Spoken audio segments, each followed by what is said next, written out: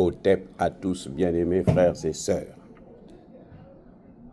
Les choses, les taux se resserrent autour de l'Ukraine.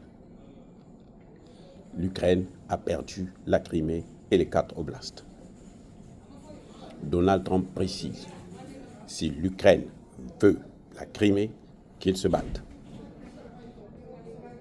Sous-entendu, qu'ils se battent sans nos patriotes. Ce qui revient à dire que la Russie va prendre encore plus de territoire en dehors des 4 oblasts. La mer Noire est pratiquement partie pour l'Ukraine. Je reprends. La mer Noire est perdue pour l'Ukraine. L'Ukraine a le droit sur le Dniepr, pas sur la mer Noire. En tout cas, ça n'a pas été discuté, ça n'a pas été précisé.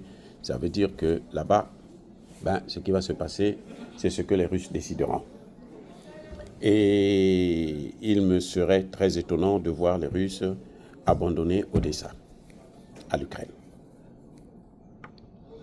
Tout le monde sait que la Crimée a toujours appartenu à la Russie. C'est un tsar de Russie qui a donné ça à l'Ukraine parce qu'il venait de l'Ukraine. Mais, en fait, ce n'est pas une partie de l'Ukraine.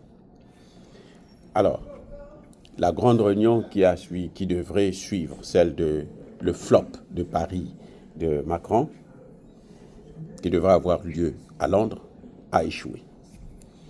Les ministres qui devraient être là, c'est-à-dire celui de l'Allemagne, l'Angleterre, la France et autres, ne sont pas venus. Marco Rubio, qui devrait participer, a à la dernière minute annulé sa participation et il n'est pas venu, il n'a pas fait le voyage pour Londres. Zelensky, lui, il est allé en Afrique du Sud. Chercher quoi? Je n'en sais rien. C'est lui qui passe son temps avec Emmanuel Macron pour déstabiliser l'Afrique et il va en Afrique du Sud. Il croit obtenir le soutien là-bas. Zelensky refuse de céder la Crimée. Donald Trump lui dit, si tu avais voulu prendre la Crimée, il fallait que tu puisses te battre. Il fallait se battre pour ça. Tu t'es battu, tu n'as rien pu faire, tu n'as pas pu reprendre la Crimée. Aujourd'hui, nous, on te dit, nous voulons la paix, alors laisse la Crimée, laisse les 4 oblasts. La seule concession qu'on donne à Zelensky, c'est l'entrée dans l'Union européenne. Encore, cette entrée dans l'Union européenne se fera dans plusieurs années. Or, l'Union européenne. Eh bien, l'Union européenne est en train d'être détruite par le même Donald Trump. Donc, Zelensky n'aura rien. Vous savez que Donald Trump n'a jamais reconnu l'Union européenne.